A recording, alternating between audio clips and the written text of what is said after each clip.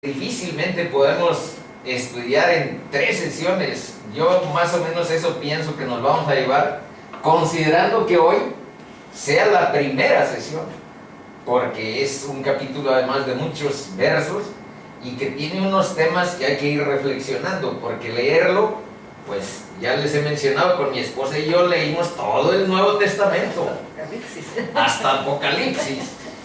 No más que sin mucha consideración, nada más leída. Pásale, Pati. Bienvenidos. Bienvenidas.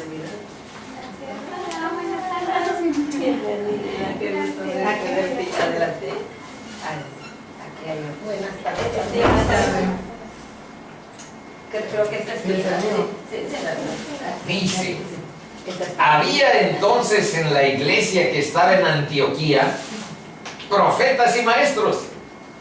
Y ahí ya hay una pregunta abajo: ¿quiénes son los profetas y quiénes son maestros? Y ahí, por ejemplo, les digo, a veces eso es lo que hace que no nada más sea lectura, sino procurando profundizar, analizar y aprovechar más la palabra. Y aquí menciona quiénes son: Bernabé, Simón, el que se llamaba Níger, ya les dijimos que Níger quiere decir negro, Lucio de Cirene, y ahí fíjense, no sabemos si este Simón, al que llamaba negro, y Lucio de Cirene, los dos eran de Cirene. Y entonces vean algo: Simón de Cirene es aquel que levantó la cruz, que ayudó a Cristo a cargar la cruz. Claro que los soldados romanos, si te encontraban en el camino y pues tú eras campesino, llevabas tus cosas de labrar y ellos llevaban algo que cargar, te obligaban a que tú les ayudaras con sus cargas. Entonces ahí, cuando iba subiendo el Gólgota, Jesús, maltrecho por los golpes, pues lo encontraron y le dijeron: tú ayudas, y a fuerza lo pusieron a que cargara la cruz. Y sería curioso, no está claro que así sea, pero hay algunos que han estudiado este capítulo que lo sugieren que es probable que así sea. Entonces lo curioso sería que este Simón, que fue obligado a ayudarle a cargar la cruz a Cristo, ahora esté no obligado sino voluntario para llevar la luz del Evangelio de Cristo. Bueno, seguimos. Fue tocado por Jesucristo. Fue tocado por Jesús, como muchos otros por ahí.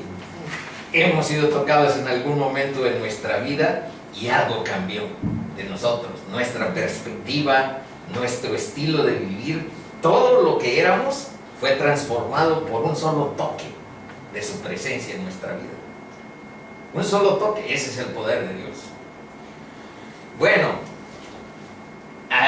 dice Manaén, el que se había criado junto a Herodes y Saulo. Ya dijimos que es probable que este Manaén haya sido de esos muy acomodados, ricachones, donde estuvo en Roma viviendo criándose con Herodes, el tetrarca, un personaje, digamos que de poder político, de cierta notoriedad social, etc. Y Saulo, más adelante vamos a encontrar a dónde por primera vez, y de ahí para adelante Lucas, ya por su propio fuero, ya no le llama Saulo como aquí, sino que siempre le llama Pablo. Solo cuando lleguemos al capítulo 22 y 26 del propio Hechos, ahí está hablando Pablo en primera persona y recordando su conversión. Y entonces él dice: y Cristo me dijo: Saulo, Saulo, ¿por qué me persigues? Y ahí vuelve a aparecer la palabra de Saulo, porque la está recordando Pablo de su conversión. Pero ya Lucas, de motu propio, ya no vuelve a utilizar la palabra Saulo en todos los hechos, a partir de este capítulo. Ahorita todavía vamos a ver que se llama Saulo, pero más adelante van a ver que dice Saulo, que también es Pablo, y punto. De ahí cambió todo. Dice: ministrando estos al Señor y ayunando.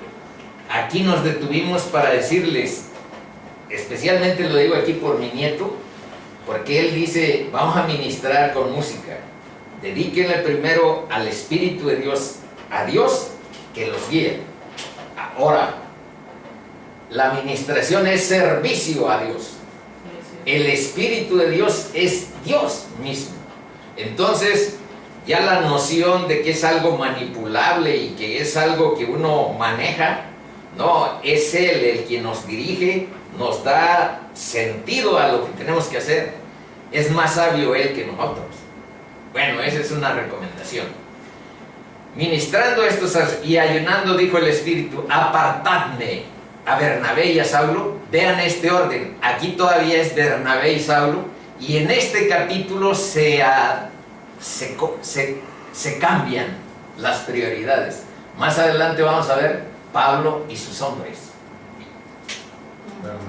¿Por qué? Porque Pablo, a partir de un hecho que vamos a analizar hoy, se convierte ya en el apóstol de los gentiles. Se convierte como en el jefe de la expedición y de este viaje y de los otros que siguen en el ministerio. Y esa transición, vean cómo la hace Lucas, de tal manera que ni se nota.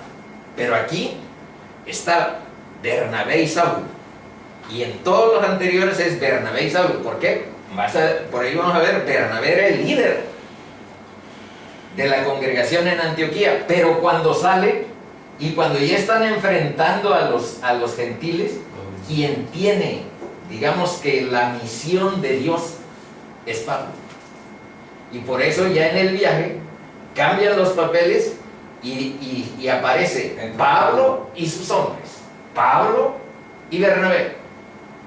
Y quién sabe si ese haya sido una de las razones por las cuales los abandonó Juan Marcos, porque Juan Marcos era sobrino de Bernabé. Y aquí vamos a ver que los abandona, los deja. Y vamos a ver también que por la gracia de Dios, un desertor de una misión evangélica, un desertor, eso fue Marcos, pues se convirtió en el autor de un evangelio y en una persona que Pablo añoró hasta sus últimos días que estuvo en la cárcel de Roma. Añoró que lo acompañara Marcos. Le dice ahí en la carta de Timoteo, en la segunda carta de Timoteo, y te encargo que me mandes a Marcos porque me es necesario para el ministerio. Entonces ya plenamente reconciliados con Pablo y con Dios, porque ¿cómo va a ser autor de un evangelio si antes no le pidió perdón a Dios y se reconcilió por vía de Jesucristo con Él? Esas son las cosas que el día de hoy vamos a ir revisando y que a mí me parecen sorprendentes. Entonces, habiendo ayunado y orado, les impusieron las manos. Ahí hay también una explicación más adelante sobre qué significa esto de imponer las manos, y los despidieron. Ellos entonces, enviados por el Espíritu Santo, vean esto, lo subrayaría, pero no está físicamente, pero ustedes sí, mental.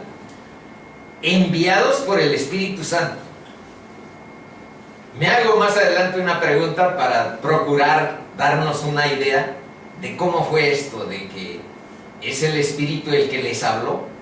Fíjense aquí, dijo el Espíritu Santo, ¿cómo es que habló? Apartadme a Bernabé y a Saulo para la obra a que los he llamado. Y aquí abajo dice enviados por el Espíritu Santo, no dice enviados por la congregación de Antioquía. Esos son detalles que hay que focalizar. Descendieron a Seleucia y de allí navegaron a Chipre. Aquí tienen repetida esta diapositiva. Están en Antioquía, se fueron a Seleucia, de aquí son 20 kilómetros y de aquí son muchos, son como 100 y tantos kilómetros de Seleucia a Salamina por mar.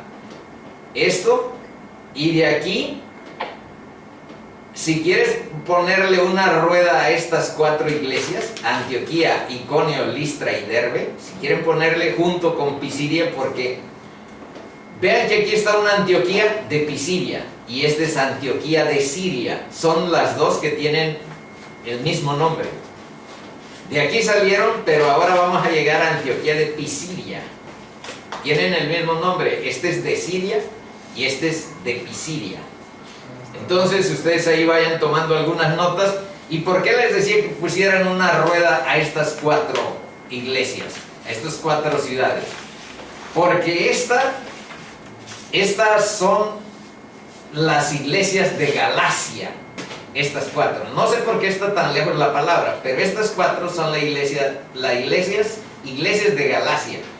Y si hojeamos la carta de Gálatas, ahí vamos a ver que cuando llegó por primera vez a Antioquía Pablo, y eso es lo que vamos a analizar hoy, esa primera ida a Antioquía, llegó un poco enfermo. Y les dice, y bueno, no sabemos si es la misma enfermedad que dice que es el aguijón de Pablo, que se supone que es algo así como que no veía bien. Acuérdense que cuando se convirtió, Dios lo dejó ciego durante 3 días, que no vio, y no comió, y no bebió en 3 días. Eso dice el capítulo 9. Bueno, ahora, preguntémonos. Nos faltó leer esto. Llegaron a Salamina. Y llegados a Salamina anunciaban la palabra de Dios en las sinagogas de los judíos. Ellos van siempre a las sinagogas de los judíos. Ahí también nos vamos a preguntar por qué. Y vamos a buscar otros versos diferentes a los que hemos tratado cuando nos hacemos esta misma pregunta. No es por necios que Pablo y Bernabé acudan con los judíos, con las sinagogas. Y vamos a ver por qué sí lo hacen. Tenían también a Juan de ayudante. Aquí va Juan Marcos, el que desertó. Ahí vamos a ver cuándo deserta. Pregunta: ¿quiénes son profetas y maestros? Vean bien la diferencia. Primero, los profetas reciben una comprensión especial del consejo de Dios, de la revelación de Dios.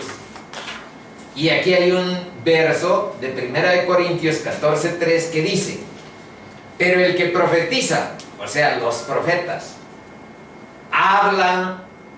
el que profetiza, habla a los hombres para edificación.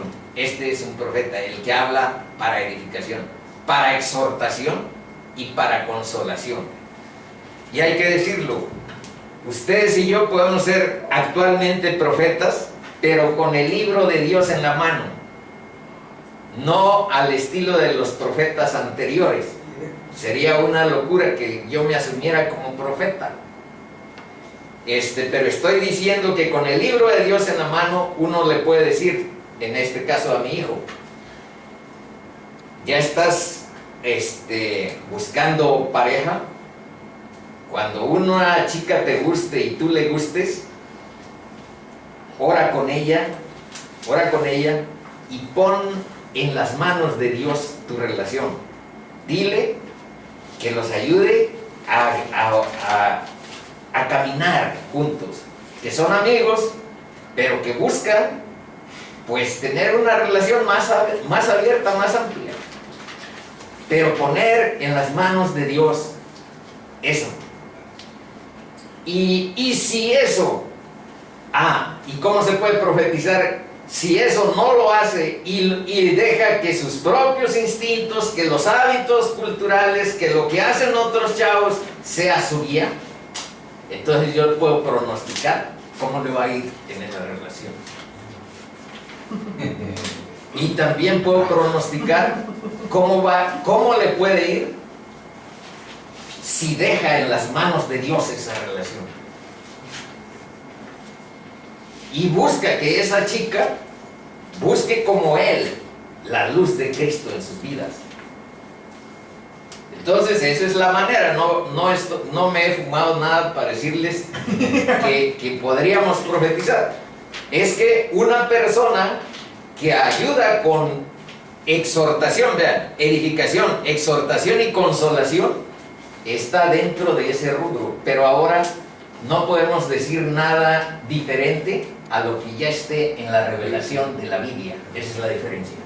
Y antes los profetas escribían libros, ponían notas. A eso hizo Isaías, eso hizo Jeremías, eso hizo... Y esto ha dicho el Señor. Así dijo el Señor. Y de ahí se hizo el libro que ustedes tienen, de esas revelaciones de los profetas. Pero ahora no, ya está cerrado eso. Ya el que quiera asumirse como profeta, que va a agregarle a lo que dice la Biblia, no, pues es que yo tuve una revelación especial, mano, yo soy profeta. Ese sí hay que tomarlo con cierto tiempo, porque de seguro es falso profeta. Y hay cosas muy especiales para los falsos profetas en la Biblia. Entonces es peligroso eso. Y los profes, aquí más adelante, nada más que esto no se los puse a ustedes, esta diapositiva, está porque le puse profes en vez de maestros, como si está acá. Bueno, los profes dicen que enseñan explicando las escrituras, eso hago yo en este caso. Pero vean algo curioso, ¿y cómo se aplican en la propia vida y la vida de ustedes? ¿Cómo se pueden aplicar? O sea, lo que hace un profe es enseñar y clarificar cómo las escrituras dicen algo y producir sentido, construir significado a partir de lo que vivimos. Eso hace un profe. ¿Y por qué no les puse lo de maestro? Fíjense por qué. Dice, pero vosotros no queráis que os llamen rabí. Rabí quiere decir maestro. Porque uno es vuestro maestro, el Cristo. Y todos vosotros sois hermanos. En otras palabras, no te enamores que te digan rabí o maestro. Porque ¿sabes qué? Es mejor que te digan hermano. Todos los demás, horizontalízate. Todos los demás son iguales a ti. Eso te está diciendo la palabra. Y quiero decirles que en el grupo de WhatsApp, un día, un hermano puso ahí una pregunta y yo le contesté con un chorro de citas bíblicas para explicarla. Entonces, el jefe del grupo de WhatsApp, que es un pastor a quien queremos mucho, que me pone, sí, está bien, rabí. Me puso, sí, está bien, rabí. Y pues yo me sentí hinchado. Me sentí hinchado, lleno de orgullo. ¿Te acuerdas de la palabra? Y que me acuerdo de esto. Pero ya, como vi después el mensaje de rabí, pues ya no encontré que fuera bueno ponerlo, pero es muy claro. Dice, y no llaméis Padre vuestro a nadie en la tierra, porque uno es vuestro Padre, el que está en los cielos. Entonces, no sé por qué en una religión los líderes les gusta que les digan padres.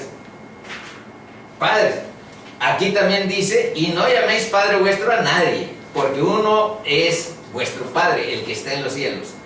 Y vean, ni seáis llamados maestros, porque uno es vuestro maestro, el Cristo. Está repetido esto. Quiere decir, y ya saben que entre los hebreos, cuando un concepto se repite, es porque te lo está remarcando. Dice que no seáis llamados maestros, porque uno es vuestro maestro, el Cristo. Estamos hablando más o menos en el ámbito espiritual, estamos hablando más o menos en el ámbito bíblico. Lo que sea en la vida secular y en los trabajos de allá, pues yo que puedo decir, durante 40 años siempre me dijeron maestro. Así fue. El que es el mayor de vosotros, vean cómo termina esta exhortación, esta palabra. Ya dijimos esto, está repetido, pero ahora vean lo que sí. El que es el mayor de vosotros, y este verso también está 2 veces. En la anterior es cuando unos discípulos se pusieron a altercar entre ellos, a disputar entre ellos sobre quién sería el más importante entre los 12. ¿Será Pedro el más importante? ¿Será Juan? Y cuando estaban disputando, Cristo les dijo justamente eso: el que es el mayor de vosotros sea vuestro siervo. El que quiera ser el primero, Va a servirle a todos primero. que sirva a todos. Entonces, en el cristianismo el currículum es al revés. Es El que busca su propia gloria y enorgullecerse, yo mando, yo tengo a muchos ahí a mi servicio, a mi encargo. No, pues es que no ha conocido lo más elemental de lo que es el cristianismo. Esto es al revés, manito, sirve a todos si quieres ser el primero. Eso dice. Y te dice, porque el que se enaltece será humillado. ¿Y por quién será humillado? Por Dios mismo. Y el que se humilla, ¿por quién será enaltecido? También por él mismo. Entonces más nos vale que seamos humildes, sencillos, y que quitemos de nuestro corazón todo orgullo, toda arrogancia y todo afán de jactancia. No son cristianos. Nos regresamos. Dice, por esto mismo os he enviado a Timoteo, que es mi hijo amado y fiel en el Señor. Está hablando Pablo en la primera carta de los Corintios 4:17. Y vean aquí, dice, el cual os recordará mi proceder en Cristo, de la manera que enseño en todas partes y en todas las iglesias. Pablo, con toda que es el gran apóstol de los gentiles, pues es un enseñante, así lo asume como tal, como de la manera que enseño en todas partes y en todas las iglesias. Es un maestro, es un profe. Y en muchas ocasiones, por esto nota de que, y cómo se aplica en la vida, en algunas ocasiones dice, imítenme a mí. A mí eso me da terror. Me da terror el concepto de imitar. Imítenme a mí. A Jesús. En este caso, a Pablo. En este caso. Pero sí, también dice que nuestro modelo siempre es Jesús. Entonces yo preferiría esto que dijo Pati. Ver como modelo de conducta, ver como modelo de perfección, de lo que puede ser nuestro carácter, a Cristo Jesús. De santidad, modelo de santidad. Bien. Y este verso se los puse porque complementa la noción de los profes. Fíjense lo que dice. Aquí está entrecortado y más adelante vamos a ver Efesios 3 en algo más complejo que está, digamos que, incluido en este estudio para personas que ya tienen cierta trayectoria en la vida espiritual, pero ya no tengan nadie temor a eso, porque ya tenemos ciertos principios y ciertas bases para comprender aún lo que parece que resulta un tanto complejo. Dice, y de aclarar a todos, estoy hablando de quiénes son los profes y cuáles son las características de los profetas y de los que enseñan. Y fíjense, una característica es aclarar a todos cuál sea la dispensación del misterio escondido desde los siglos en Dios que creó todas las cosas. Así se puede enseñar, digamos que ver la noción de enseñante. Esta es la Biblia, esta es una diapositiva que no tengo, no les puse ahí, pero que pueden ustedes poner esta referencia, es Mateo 23, del 8 al 12. Bueno, otra pregunta. ¿Cómo pudo ser que el Espíritu habló diciendo, apartadme a Bernabé y a Saulo para la obra a que los he llamado? Esta es una pregunta inquietante, porque si esperamos que Dios nos hable auditivamente, pues nos podemos quedar esperando o podemos escuchar interferencias, resonancias de otros espíritus que no son los de Dios. Entonces es importante la pregunta y aquí está una respuesta. Pero ya visto así, es la palabra la que nos guía para escuchar la voz de Dios a nuestras preguntas más inquietantes. Esa es la palabra donde la vamos a encontrar, y la guía del Espíritu te subraya textos, te subraya cosas que te quiere decir. Así es, amén. Y tu corazón registra esas subrayadas. Algo me estás diciendo. Algo me estás diciendo. Y pongo esto porque la primera vez que yo descubrí eso es algo aterrorizante, es algo que te conmueve, porque el Dios del universo, el creador de todas las cosas, está hablando contigo. Y es algo que te estremece. Es algo que te llega, pero no te habla audiblemente. No esperes que te hable Rafael. Te estoy hablando a ti, chico.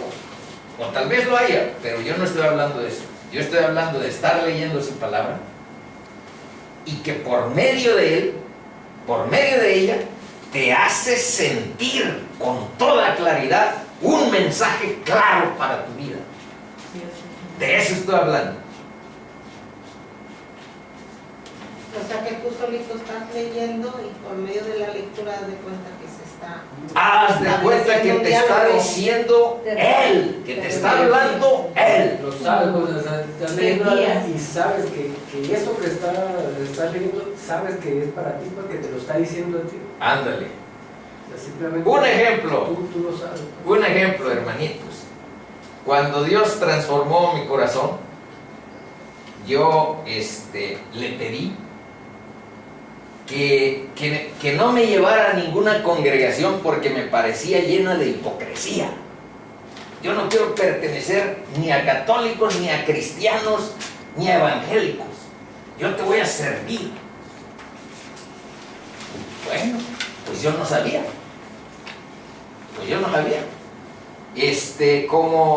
Como a la semana, ahí leyendo, porque cuando Dios transforma tu vida no puedes estar sin leer la palabra. La palabra es un alimento que necesitas como el aire. Lo que antes te parecía que de vez en cuando voy a abrir mi Biblia, en ese momento lo sientes como que sin ella no tienes alimento para vivir. Una necesidad apremiante. Bueno, pues ahí estoy leyendo. Y como dijo, no dejen de congregarse. No dejando de congregarse. Como algunos tienen por costumbre. Entonces, oye, pues que no te había dicho que yo no quería ir a ninguna congregación. Y Dios te está hablando. No dejes de congregarte. Como algunos. Sí voy. Olvídate de lo que te haya orado y lo que te haya dicho. Sí voy. Y entonces me fui con mi esposa a un lugar a donde, bueno, nos salimos decepcionados porque Pero era por esa necesidad. porque no consideran. Varios lugares. Visitaron varios lugares. Queríamos ser alimento espiritual. Pero en esa primera experiencia fuimos a un lugar a donde dicen que Cristo no es Dios, sino que Cristo es alguien importante en las esferas celestiales, pero que no es Dios. Y si no es Dios, hermanos, no somos salvos, no hay ninguna esperanza en nuestra vida, porque seguimos en pecado. Sí, porque Él es la luz del mundo. Porque Él vino A reconciliarnos con y estuvo siguiendo toda la ley sin mancha. Fue un cordero sin mancha y entregó su sangre porque según la ley era la única manera de remisión de pecados, pero una sangre sin mancha para remisión de pecados.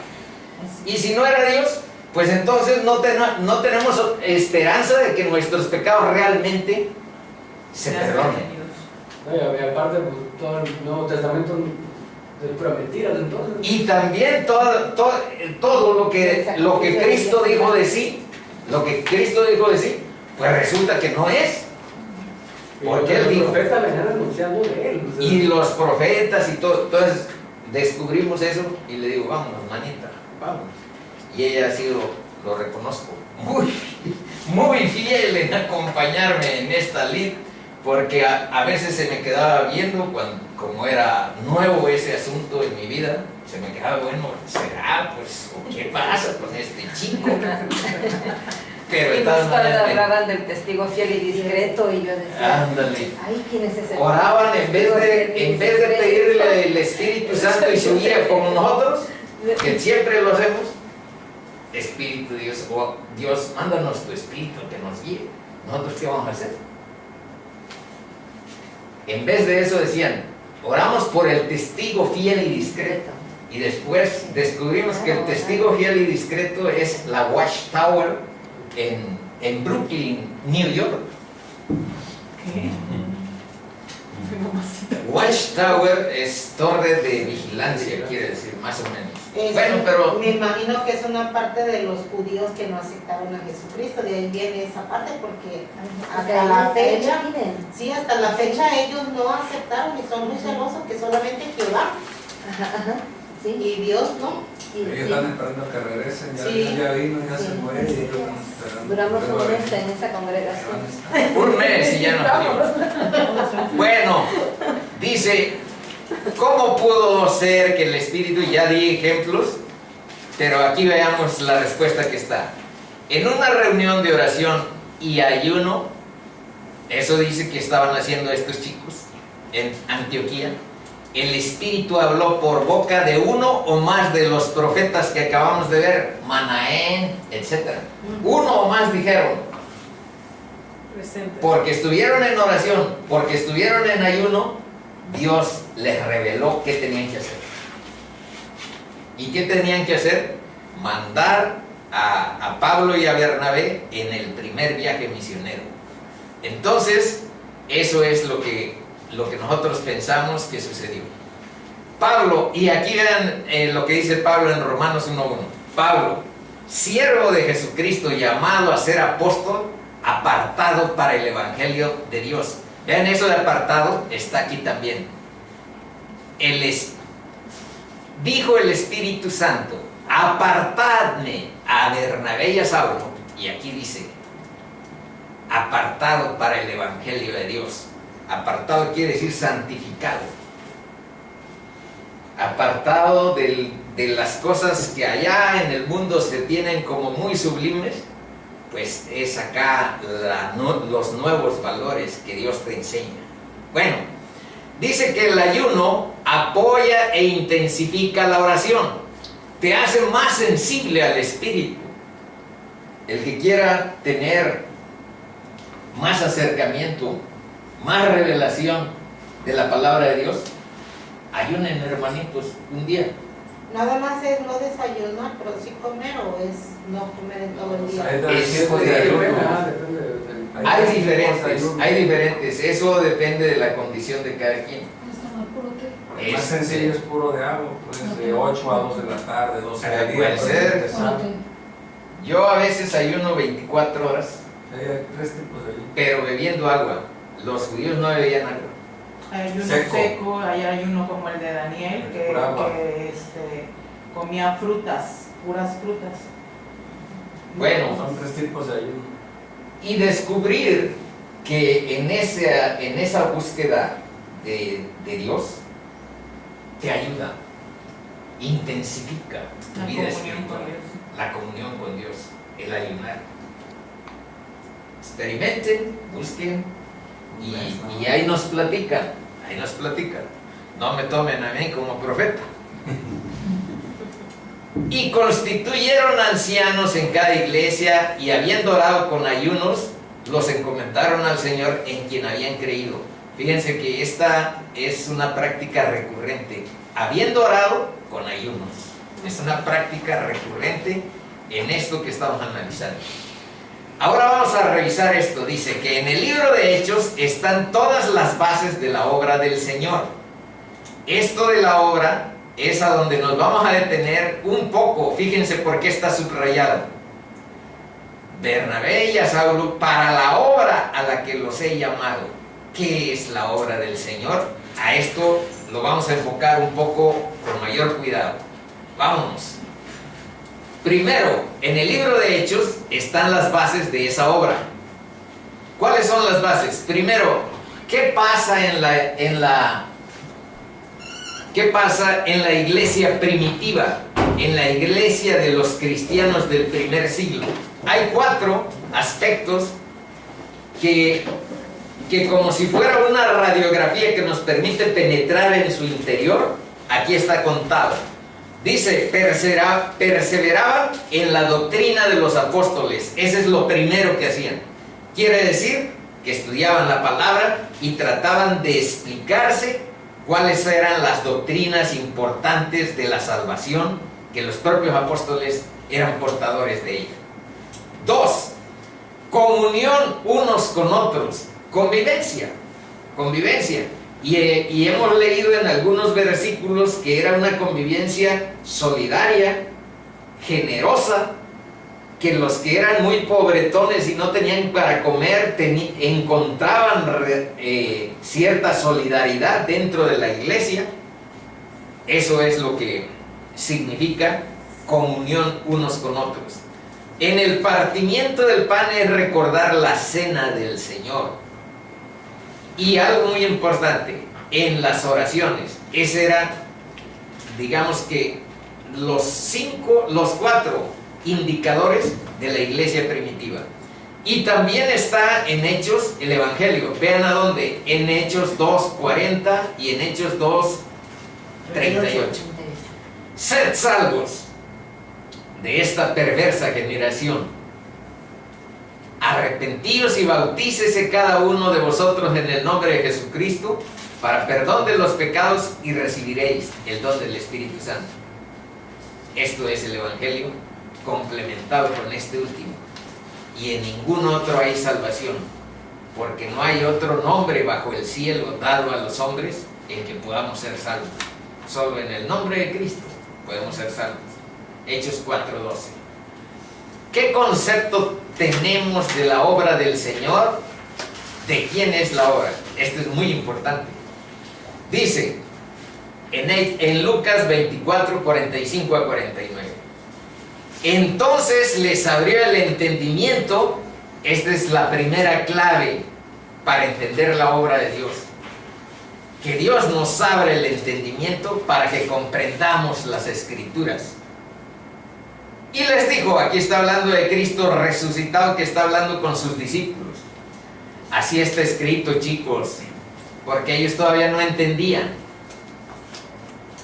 Y así fue necesario que el Cristo padeciese y resucitase de los muertos al tercer día. Y ahí viene la tarea. Y que se predicase en su nombre el arrepentimiento y el perdón de pecados en todas las naciones, comenzando desde Jerusalén. Esta es una de las razones la que siempre van Pablo primero a las sinagogas de los judíos. Fíjense, en todas las naciones, comenzando desde Jerusalén. Y vosotros sois testigos de estas cosas. Más adelante pongo más claro eso de ser testigos, porque ustedes y yo tenemos esa obligación, ser testigos de que Cristo vive. He aquí, yo enviaré la promesa de mi Padre sobre vosotros. Pero vean lo que les dice Cristo resucitado a sus apóstoles. Vean bien esta última parte. Ya les digo que era necesario que padeciese y que muriese y que resucitase al tercer día.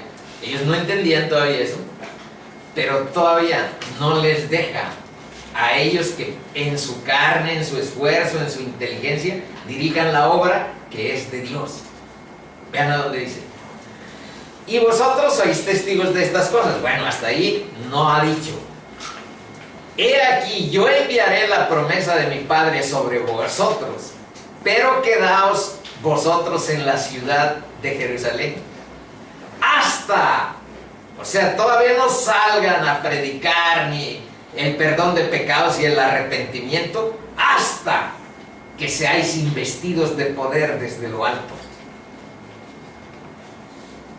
Esa es la clave. Y luego en Hechos vimos la continuación de estos versos que acabamos de leer. Dice, y estando juntos, les mandó que no se fueran de Jerusalén, sino que esperasen la promesa del Padre, la cual les dijo, oísteis de mí. Y en el 8 del capítulo 1 dice, pero recibiréis poder. En otras palabras, solo sin el poder del Espíritu Santo, mis chavos no van a poder evangelizar ni llevar la palabra de Dios a ninguna parte. En su carne no pueden. Recibiréis poder cuando haya venido sobre vosotros el Espíritu Santo y me seréis testigos. Ahora sí, ya con el poder del Espíritu, me seréis testigos en Jerusalén, en toda Judea, en Samaria y hasta lo último de la tierra. Y vean si no es obra de Dios esta que estamos aquí perfilando. 11 sujetos de estudios nulos, de capacidades pues no sobresalientes que digamos, han hecho en la historia que tú y yo tengamos noción del Evangelio, que tú y yo sepamos de Cristo, que tú y yo tengamos, esas es las consecuencias de la obra de Dios.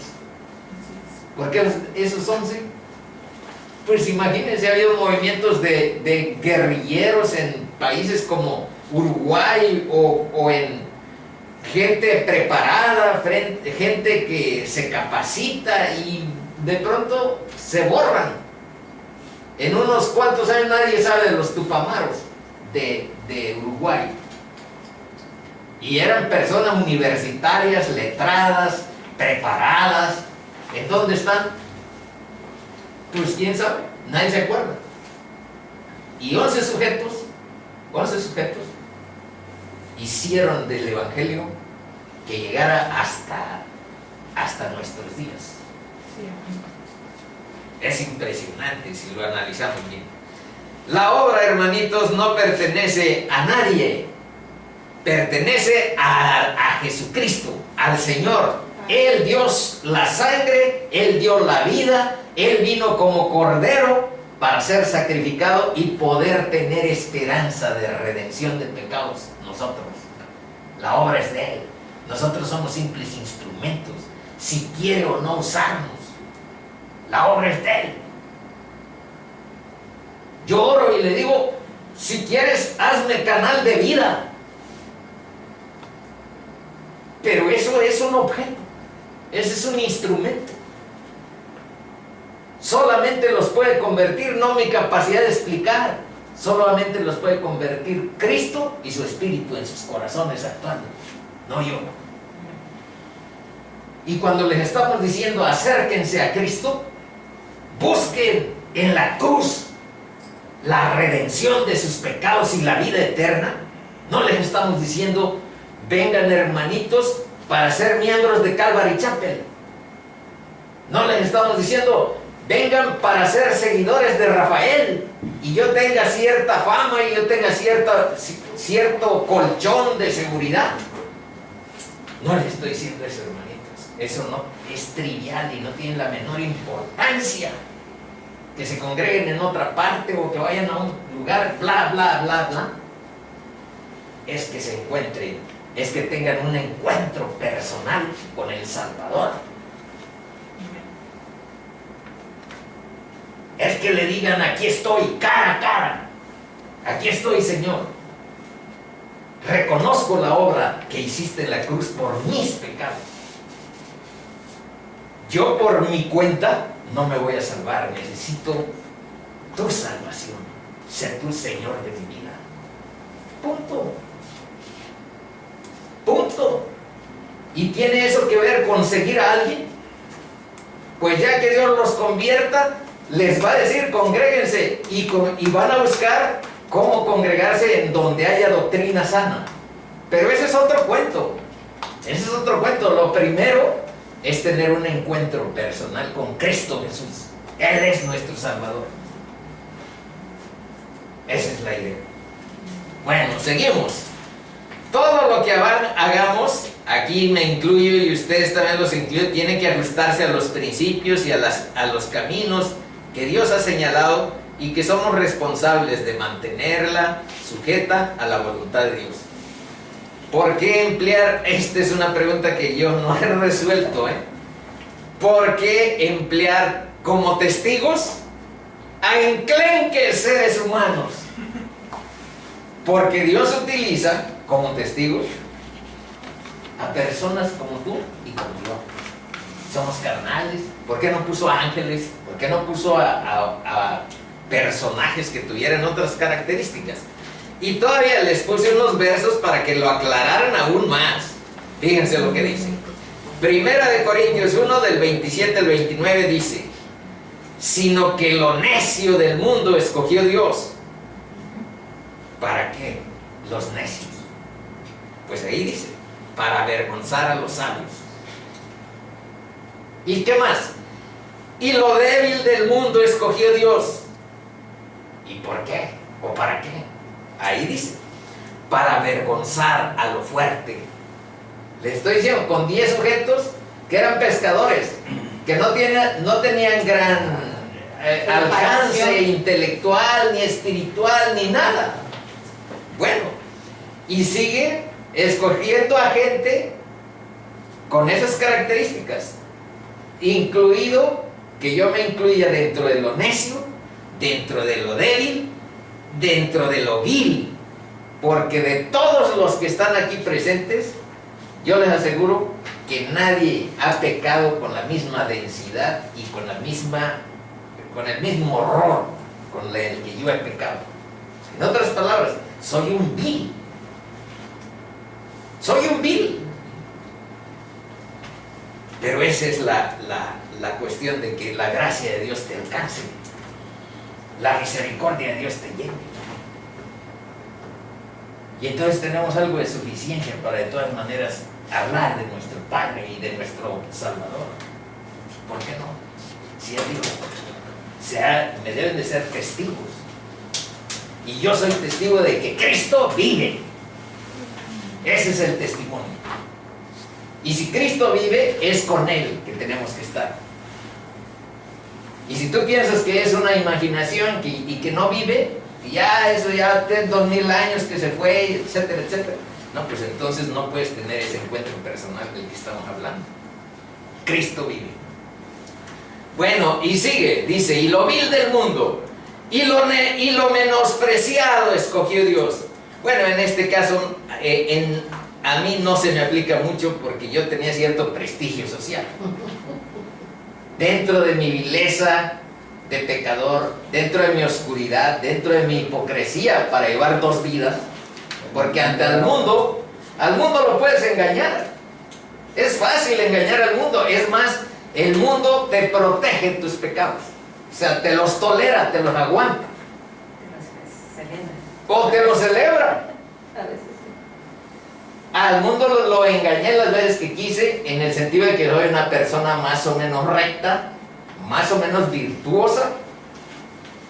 Así es, el profe. Al mundo lo puedes engañar, pero ¿sabes qué? A Dios no. A Dios no lo puedes engañar.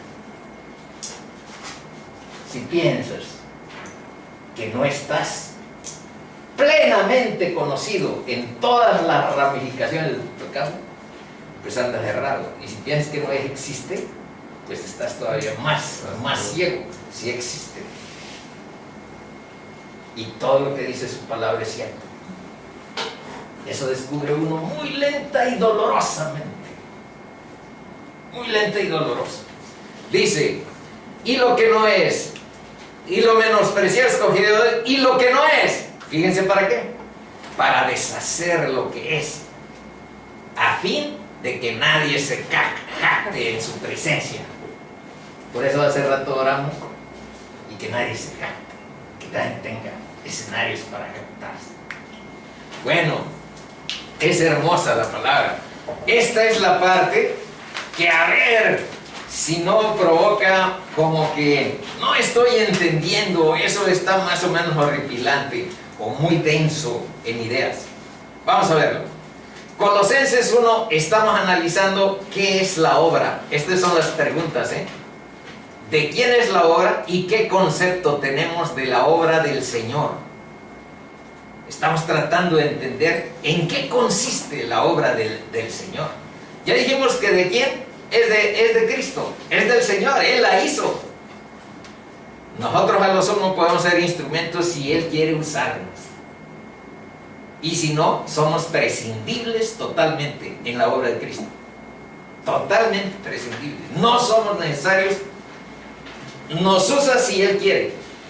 Y si no, hace su obra y va a terminar su obra como dice la Biblia que va a suceder. Así va a ser. Entonces vamos a analizar algo más sobre esta obra. Dice, y Él, este es Cristo, es antes de todas las cosas. Y todas las cosas en Cristo, otra vez, subsisten. Y Él es la cabeza del cuerpo, que es la iglesia. Él, que es el principio, el primogénito de entre los muertos. Primogénito de los muertos, entre los muertos quiere decir el primero que resucitó. De muchos más que resucitaremos a vida eterna. Para que en todo tenga la preeminencia, por cuanto agradó al Padre que en Él habitase toda la plenitud, y por medio de Él reconciliar consigo todas las cosas, fíjense bien, de la obra. Lo que quiero decirles es que entendemos fácilmente esto: el arrepentimiento, el perdón de pecados, el transformar nuestra vida, el servir a Jesús, el reconocerlo como Señor y Salvador. Pero la obra es más de lo que te imaginas, y eso es lo que quiero que entendamos. Fíjense bien a qué nos estamos refiriendo. Dice que la obra de Cristo es reconciliar consigo todas las cosas, las que están en la tierra como las que están en el cielo. Y hay unos versos que dicen que todo el universo está sujeto a vanidad después del pecado del hombre. Entonces, cuando te preguntas, ¿y por qué estos huracanes? ¿Y por qué estos terremotos tan destructivos? Si tuviéramos un Dios que fuera bueno, no dejaría que hubiera estos. Vean, murieron estos aquí. Ponte a leer la palabra, hermanito, y vas a descubrir que Dios nos dejó. Primero nos puso en un Edén, pero nos dio libertad para escoger del árbol de la vida, comer o no del árbol del bien y el mal, y nosotros decidimos jugárnosla por nuestra cuenta. Nosotros eso decidimos. Y ahora pegamos un grito cuando veamos las consecuencias del pecado en nuestra vida, las consecuencias del pecado en la sociedad.